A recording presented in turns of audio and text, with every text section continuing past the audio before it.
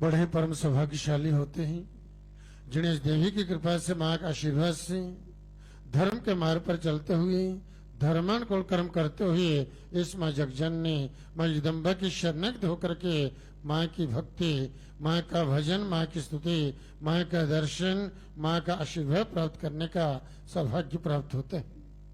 ये देवी की कृपा के बिना कुछ भी संभव नहीं है। जब माँ की कृपा होती है तो ही भक्तों को माँ का बुलावा होता है और भक्तजन इस प्रकार से माँ के बुलाने पर, माँ की कृपा से इस माँ के दरबार में आकर के इस देवपिंडी गृह में माँ का दर्शन करते हैं, माँ का आशीर्वाद प्राप्त करते हैं और परम कल्याण को प्राप्त होते हैं।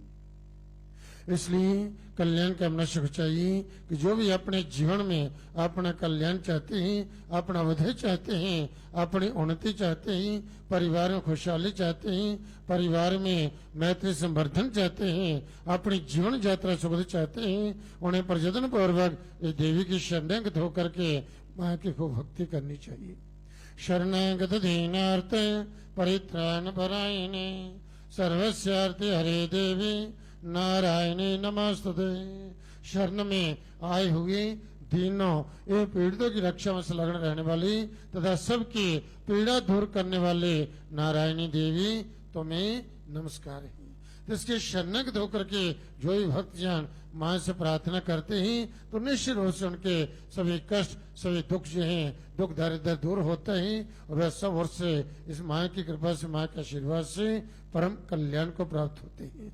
बोलो सच्चे दरबार की जय।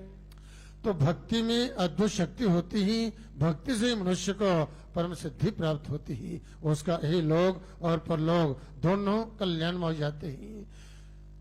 श्रीमद देवी भागवत में एक प्रसंग आता है। सूर्य जी सोनकादि ऋषियों को ये कथा बतला रहे हैं। एक शुभांकु वंश में उत्पन्न एक महाविष्णु नाम के एक राजा हुए हैं, जो बड़े ही प्रसिद्ध राजा हुए हैं, सत्यवादी, सत्य के मार्ग पर चलने वाले और धर्मात्मा चक्रवर्ती ये राजा थे। इन्होंने अपने जीवन में ऐसी प्रतिज्ञा की धर्म कर्म करने की।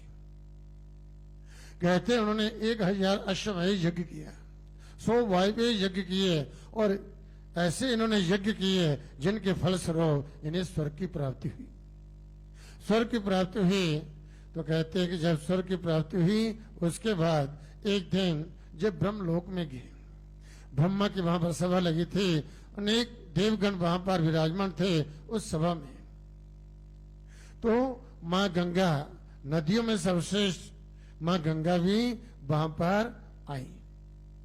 इधर से वही राजा महाविष्णु हैं, यह जिन्हें स्वर्ग की प्राप्ति हुई और ब्रह्मलोक में वह ब्रह्मा की सभा में पहुंचे। अनेक देवगण उस सभा में बैठे हुए और देव नदी गंगा जब नदियों में सर्वश्रेष्ठ वह भी वहां पर आई थी। तब सभा चल रही थी।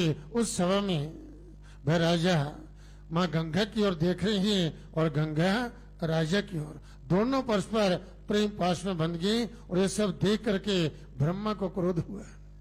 जब ब्रह्मा को क्रोध हुआ तो उन्होंने उन दोनों को शाप दे दिया। शाप दिया कि जाओ आप मृत्यु लोक में, जब बहुत पुण्य करोगे तब पुनः आपको सर्वलोक की प्राप्ति होगी। बोलो सच्चे दरबार की जय। इसलिए किस घड़ी किस पल क्या होता है इसका कोई पता नहीं चलता।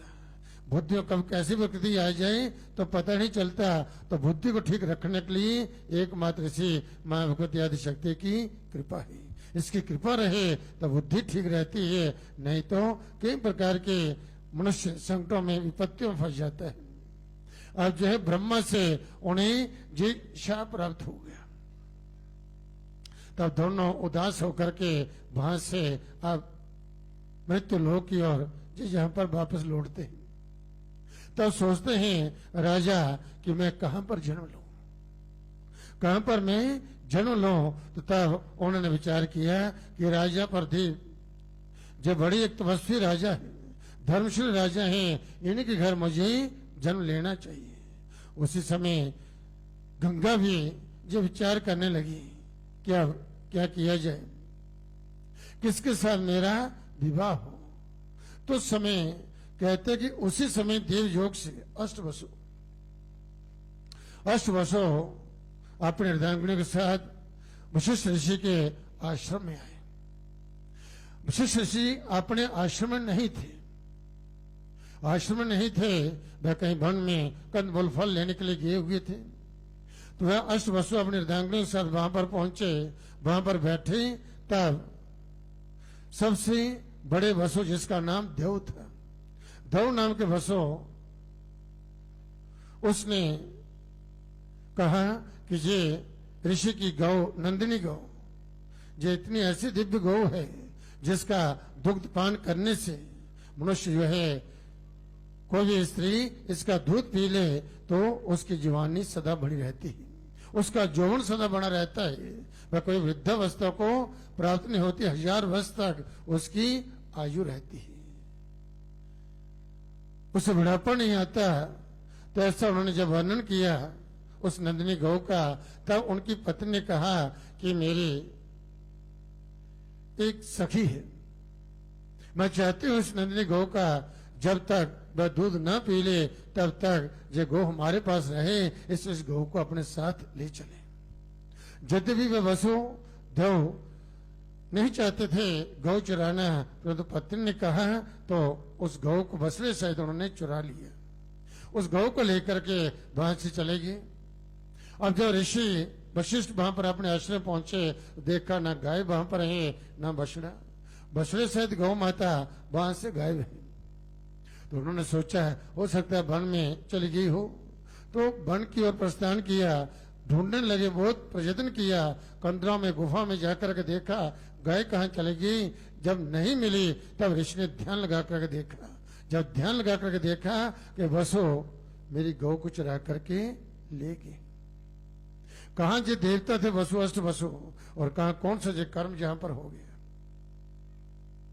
अब ऋषि ने उन्हें शाप दे दिया कि दोष के कारण जो आपने पाप किया, गौ चुरा ली, तो इस दोष के कारण आपको मृत्यु लोक में जन्म लेना पड़ेगा। बोले सच्चे दरबार की जय। जब वसु को जब पता चला तो वापस लौटे, आकर ऋषि के चरणों में प्रणाम किया और प्रार्थना की महाराज हमसे अपराध हुआ, क्षमा कीजिए। बड़ी प्रार्थना क्षमा याचना की। तब ऋषि प्रसन्न हुए, तब उन्होंने कहा देखिए जो मैंने शाप दे चुका हूं वह तो शाप होकर के रहेगा, परंतु इतना जरूर है आपके साथ भाई जो आपके साथ थे, इन्होंने गौ नहीं चुराई, चुराई तो आपने, तो आपके साथ थे, जे एक वर्ष के बाद जो है जे अपने स्थान को प्राप्त कर लेंगे, पुनः अपने स्थान को प्राप्त कर लेंगे। और जिसने जो गौ चुराई है उसको बहुत समय तक पृथ्वी लोक में रहना पड़ेगा। जिस शाप जो था इस प्रकार से उन्हें जो दिया, उसके बाद अब जब अष्ट वसु भी उदास हुए। अब मृत्यु लोग हमारी जननी, हमारी मां कौन होगी, जी इस विचार में पड़ गए, हम तो देवता हैं, तो पृथ्वी लोक में हमारी मां कौन होगी। तो ये विचार करते ही चल रहे थे, तो रास्ते में देखते हैं कि मां गंगा, मां गंगा भी उदास है, और मां गंगा ने मिली, तब उन्होंने मां गंगा को प्रणाम किया, मां हमें ऐसा शाप मिला है, हम ये चाहते हैं कि मृत्यु लोक में आप हमारी जननी, हमारी मां बने, हमारी मां बने, और मृत्यु लोक में राजा राज ऋषि शांतनु की आप पत्नी बने। जिस उन्होंने ये बतलाया तब जो है उसने कहा ठीक है, स्वीकार किया, उन वसुओं की जननी मां बनने के लिए उसने उनको कह दिया। और अब कालांतर कुछ समय के उपरांत राजा प्रदीप जो थे, एक दिन वह प्रतिदिन भगवान सूर्य नारायण की उपासना किया करते थे, जल के किनारे उपासना कर रहे थे, सूर्य नारायण की स्तवन कर रहे थे, तो उस समय जल से एक कन्या प्रकट हुई, एक कन्या प्रकट हुई, और जो राजा के दाएं भाग में उसकी जंघा पर आकर के बैठ गई। तब राजा ने पूछा कि देवी आप कौन हो और किस लिए यहां पर आकर के मेरी जंघा पर आकर के आप बैठ गई। तो उसने कहा कि आप राजा हैं, चक्रवर्ती राजा हैं, बड़े प्रसिद्ध राजा हैं, मैं अपनी अर्धांगिनी, मैं आपकी अर्धांगिनी बनना चाहती हूँ, मुझे अपने मैं आपको पति रूप में स्वीकार करना चाहती हूं, मुझे अपनी अर्धांगिनी स्वीकार कीजिए। तब राजा ने कहा कि देवी, जिस स्थान पर बैठी हूं, इस दही भाग में, इस दही जंगा पर, जे पुत्री और पुत्र वधु के लिए जो स्थान होता है, वो जहां पर बैठ सकती है। इसलिए मेरी जो इच्छा है कि आप मेरी पुत्र वधु बन जाए। तो उसने कहा कि ठीक है। वह कन्या वहां से अंतर्ध्यान हो गई। राजा वहां से वापस लौटे। अब देव कृपा से उनके घर में पुत्र हुआ। जब पुत्र हुआ तो उसका नाम उन्होंने शांतनु रखा। पुत्र जब बड़ा हुआ